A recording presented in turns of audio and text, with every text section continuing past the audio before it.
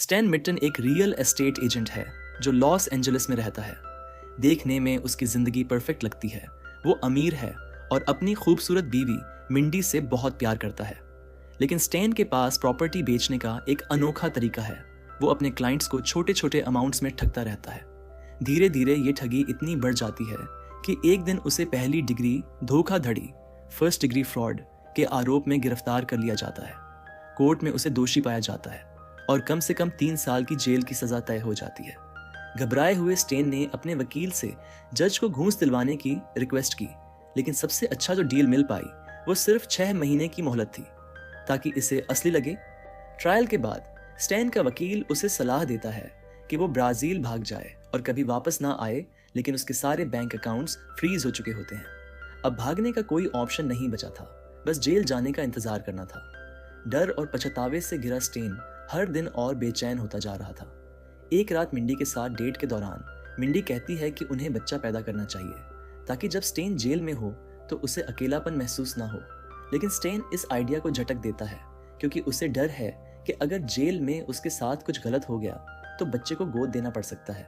उसकी बात मिंडी को बुरी लगती है और वो गुस्से में वहां से चली जाती है। स्टेन को गिल्ट और अकेलेपन का एहसास होता है। उदास स्टेन ड्राइव पर निकल जाता है और आखिर में एक बार में पहुंच जाता है। वहां शराब पीते हुए उसकी नजर एक ऐसे आदमी पर पड़ती है जिसके शरीर पर जेल का टैटू होता है। स्टेन उसे $10,000 ऑफर करता है ताकि वो उसे जेल में जिंदा रहने के टिप्स दे सके। वो आदमी भयानक बातें बताता है। जेल में गार्ड्स को फर्क नहीं पड़ता कि कैदियों के साथ क्या होता है जब तक कि कोई भागने की कोशिश नहीं करता। वो कहता है कि स्टेन जैसे लोग आम तौर पर सेक्सुअली टारगेट किए जाते हैं। ये सुनकर स्टेन दहशत में आ जाता है। आखिरी में वो आदमी एक खौफनाक सलाह देता है, अगर बचना है तो जेल में किसी को मार दो ताकि लोग तुम्हें खतरनाक समझें और कोई पास भी ना आए। अगली सुबह स्टेन हैंगओवर में उठता है और समझ जाता है कि बार में हुई बात कोई सपना नहीं थी, वो सब सच था। मिंडी उसे याद दिलाती है कि उसे जेल जाना ही पड़ेगा, लेकिन वो उसे हौसला देने की कोशिश करती है।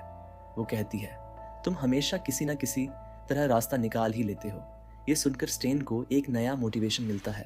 वो ठान लेता है कि अगले 6 महीनों में खुद को अल्फा मेल बना लेगा। वो रोजाना कड़ी एक्सरसाइज करता है, अपनी बॉडी पर एक टैटू बनवाता है ताकि कम अट्रैक्टिव लगे। सेल्फ डिफेंस सीखने के लिए कराटे की क्लास ज्वाइन करता है। लेकिन स्टेन को धीरे धीरे सीखने में सब्र नहीं था। उसे बेसिक्स बेकार लगते हैं।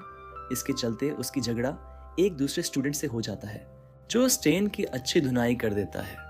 डोजो में बवाल मचाने के बाद स्टेन को वहां से निकाल दिया जाता है। इसी दौरान उसकी मुलाकात एक अजीबोगरीब बूढ़े आदमी से होती है जिसे सब मास्टर के नाम से जानते हैं। मास्टर दीवार में घूंसा मारकर छेद कर देता है, जिससे स्टेन हैरान रह जाता है। स्टेन मास्टर को अपने और मिंडी के साथ घर पर रहने का ऑफर दे देता है ताकि वो उसे सेल्फ डिफेंस की ट्रेनिंग दे सके, और स्टेन के लिए एक अनोखा ट्रेनिंग प्रोग्राम शुरू कर देता है। पहले ही दिन मास्टर स्टेन को सुबह 5 बजे उठाता है, लेकिन अलार्म से नहीं बल्कि उसके चेहरे पर जानवर के लिवर का खून डालकर। फिर वो मिंडी को मजबूर करता है कि वो स्टेन के लिए बैल के अग्न्याशय पैनक्रियास और घोड़े की जीभ का स्मूदी बनाए। जैसे जैसे ट्रेनिंग आगे बढ़ती है ये और भी खतरनाक और दर्दनाक होती जाती है।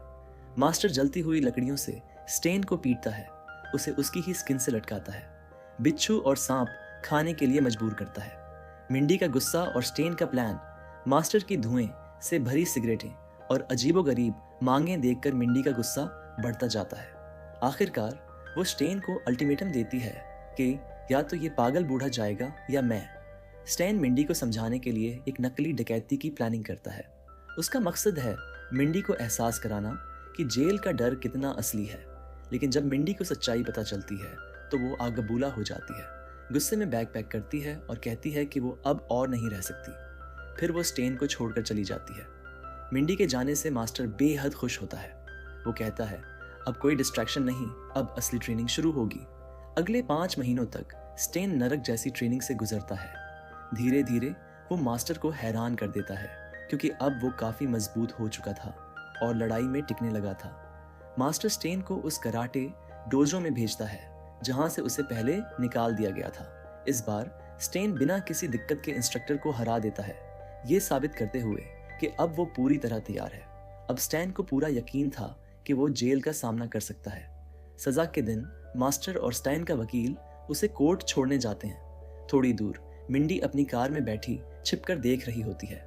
स्टैन को कोर्ट हाउस में दाखिल होते हुए देखकर उसके चेहरे पर मिले जुले जज्बात होते हैं। सजा मिलने के बाद स्टैन को बस से जेल ले जाया जाता है।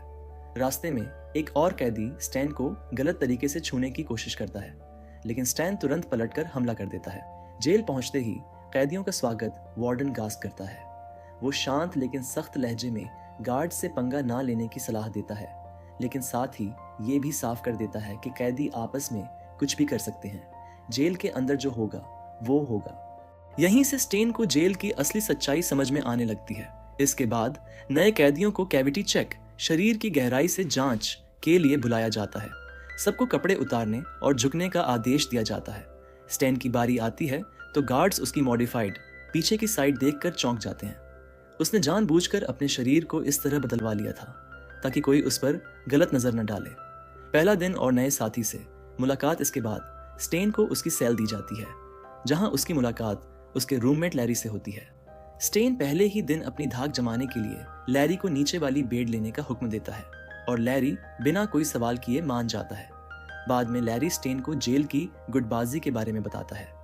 ब्लैक गैंग, एक ताकतवर ब्लैक ग्रुप, मैक्सिकन ठगों का गैंग, नाजी गुंडों का एक ग्रुप और रंगभेदी रेसिस कैदियों का अपना अलग गुट, लेकिन सबसे अजीब साइंटिस्ट्स का ग्रुप था। ये लोग दूसरों को अपने बोरिंग और जटिल ज्ञान से परेशान करके डराते थे। अंत में लैरी स्टेन को सबसे खतरनाक आदमी बिग रेमंड के बारे में बताता है। वो ब्लॉक का सबसे भयानक यौन अपराधी था जो नए कैदियों को शिकार बनाता था, और स्टेन खुद देखता है कि बिग रेमंड कैसे एक नए कैदी को डरा रहा है। स्टेन को एहसास होता है कि अगर उसे अपनी जगह बनानी है तो उसे कुछ बड़ा कदम उठाना होगा। स्टेन बड़ी आसानी से बिग रेमंड को हरा देता है। उसकी शानदार जीत पूरे जेल में चर्चा का विषय बन जाती है। स्टेन की लड़ाई देखकर नाजी ग्रुप का लीडर पैटरसन उसका ध्यान आकर्षित करता है। वो स्टेन को अपने गिरोह में शामिल होने का ऑफर देता है, लेकिन स्टेन सभी को चौंकाते हुए उल्टा पैटरसन की भी धुनाई कर देता है। थोड़ी देर बाद अफ्रीकी अमेरिकन गैंग के लोग स्टेन के पास आते हैं। उन्हें गुस्सा है कि स्टेन ने बिग रेमंड को पीटा। माहौल हल्का करने के लिए स्टेन मजाक में कह देता है कि वो भी ब्लैक है, लेकिन उनका लीडर इस मजाक को पसंद नहीं करता। वो अपने आदमियों को स्टेन पर हमला करने का हुक्म देता है। फिर से एक और लड़ाई छिड़ जाती है। स्टेन सबको आसानी से हरा देता है। गार्ड्स भी मजे लेते हुए लड़ाई देखते हैं, लेकिन कोई रोकने नहीं आता। इन घटनाओं के बाद स्टेन की खतरनाक छवि बन जाती है। अब कैदी उसे बिग स्टेन बुलाने लगते हैं, और जहां भी वो जाता है लोग रास्ता छोड़ देते हैं। रॉबी, जो एक युवा कैदी था और जिसे स्टेन ने बिग रेमंड से बचाया था, उसका शुक्रिया अदा करने आता है, लेकिन स्टेन उसे ठुकरा देता है, ये कहते हुए कि मैंने ये सब सिर्फ अपनी सुरक्षा के लिए किया था, किसी और के लिए नहीं। कुछ समय बाद वार्डन गास्क स्टेन को अपने ऑफिस बुलाता है। वो स्टेन को बताता है कि उसे इस जेल में सिर्फ यूं ही नहीं डाला गया। दरअसल वार्डन इस जेल की जमीन पर एक लग्जरी एस्टेट बनाना चाहता है और उसे एक एक्सपर्ट रियल एस्टेट एजेंट की जरूरत थी। गास्क स्टेन को सौदा ऑफर करता है। अगर तुम मेरे लिए डॉक्यूमेंट्स की जांच करोगे और कमियां निकालने में मदद करोगे तो मैं तुम्हें सिर्फ 1 साल में जेल से रिहा करवा दूंगा। स्टेन इस ऑफर को दिलचस्पी से स्वीकार कर लेता है, लेकिन वार्डन अब तक ये नहीं बताता कि वो कैदियों को जेल से कैसे हटाएगा। इसी बीच जेल के सारे ग्रुप्स एक साथ स्टेन के खिलाफ साजिश रचते हैं। एक दिन जब स्टेन नहा रहा होता है तभी पैटरसन उस पर हमला कर देता है। उसने टूथब्रश और रेजर ब्लेड को पिघलाकर एक धारदार चाकू बना लिया था, लेकिन स्टेन पहले से तैयार था। वो साबुन की टिकियों और जूते के फीते से बनाए हुए नंचक निकालता है और अपनी ट्रेनिंग का पूरा इस्तेमाल करता है। कुछ ही सेकंड में वो पैटरसन को बुरी तरह घायल कर देता है, जिससे वो अस्पताल भेज दिया जाता है। अपनी पत्नी मिंडी को याद करते हुए स्टेन अपने वकील से संपर्क करता है। वो पूछता है कि क्या मिंडी ने तलाक के पेपर भेजे हैं। जब वकील जवाब देता है कि नहीं, उसने नहीं भेजे, तो स्टेन को एक नई उम्मीद मिलती है।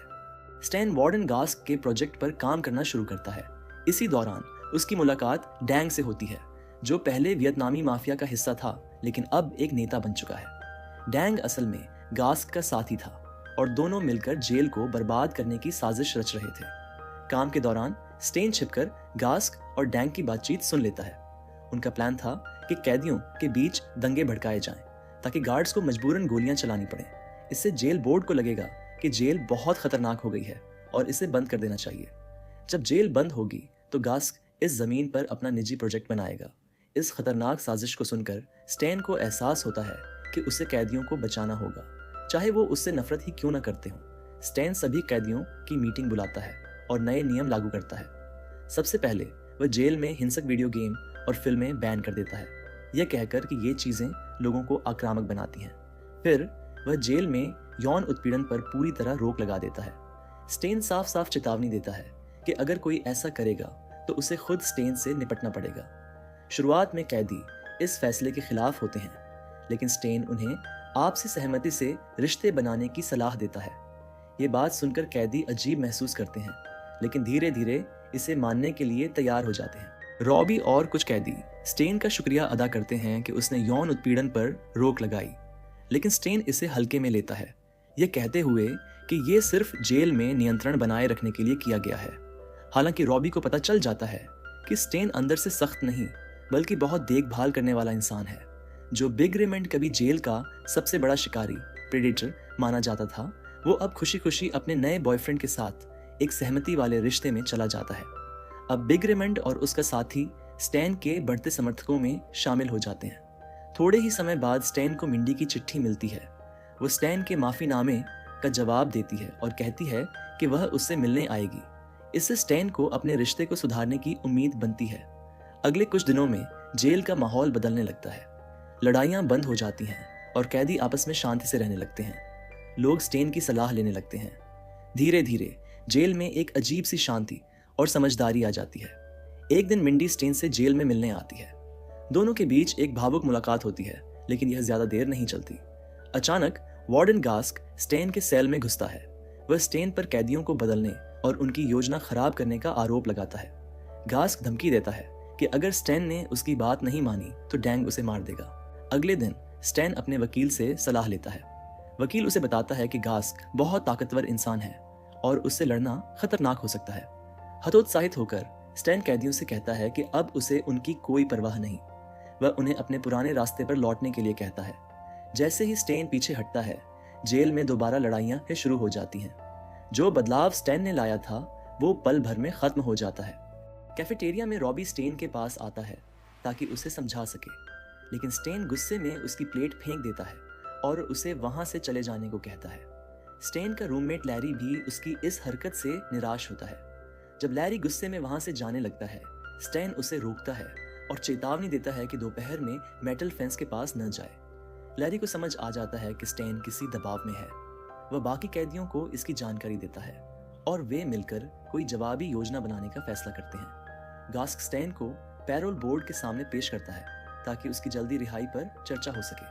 जब स्टेन बोर्ड के सामने होता है, उसी समय गास्क जेल के गवर्नर्स को जेल का दौरा करवाता है। उसकी योजना है कि दोपहर के समय कैदियों के बीच दंगा भड़काए ताकि गार्ड्स को मजबूरन गोली चलानी पड़े।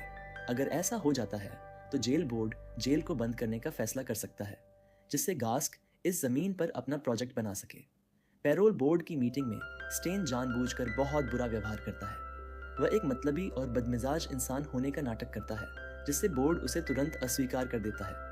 इससे स्टेन को जल्दी निकलने का मौका मिल जाता है ताकि वह कैदियों को चेतावनी दे सके। जब स्टेन जेल के यार्ड की तरफ बढ़ता है तो रास्ते में डैंग उसे रोक लेता है। डैंग खुलासा करता है कि उसे भी स्टेन के गुरु ने ट्रेनिंग दी थी।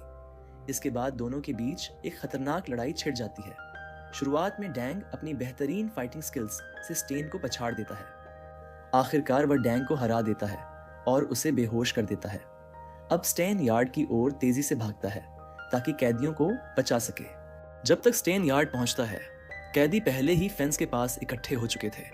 गार्ड्स बंदूकें तान चुके थे और गोलियां चलने ही वाली थीं। लेकिन तभी कैदी सबको चौंका देते हैं। वो लड़ने के बजाय अचानक एक मैक्सिकन गाने पर कोरियोग्राफ डांस करने लगते हैं। ये नज़ारा देखकर सब भौचक्के रह जाते हैं और गास्क गुस्से से आगबूला हो जाता है। गुस्से में बेकाबू होकर गास्क बंदूक निकालकर हवा में गोलियां चलाने लगता है। बोर्ड के सदस्य गास्क की मानसिक हालत देखकर घबरा जाते हैं और तुरंत उसे बर्खास्त करने का फैसला कर लेते हैं। गास्क स्टेन पर हमला करने ही वाला था, लेकिन ठीक तभी मिंडी सामने आ जाती है। पता चलता है कि मिंडी पिछले 6 महीने से मास्टर के साथ ट्रेनिंग कर रही थी। अब वो भी फाइटिंग में माहिर हो चुकी थी और गास्क को हराने के लिए पूरी तरह तैयार थी। 3 साल बाद स्टैन अपनी सजा पूरी करके जेल से बाहर निकलने वाला होता है। जेल के सभी कैदी उसे अलविदा कहने के लिए जमा होते हैं। यहाँ तक कि पहले का उसका दुश्मन पैटरसन भी उसकी इज्जत करता है। वो अपनी शर्ट उठाकर अपने पेट पर बने स्टेन के टैटू को दिखाता है, जो कि स्टेन की जेल में बदलाव लाने की विरासत का प्रतीक था। जेल के बाहर मिंडी और मास्टर उसका इंतजार कर रहे होते हैं, लेकिन स्टैन के लिए सबसे बड़ा सरप्राइज तब आता है जब मिंडी उसे उनकी 3 साल की बेटी से मिलवाती है। स्टेन खुशी से भर जाता है और ये लम्हा उनके नए सुखद जीवन की शुरुआत को दर्शाता है।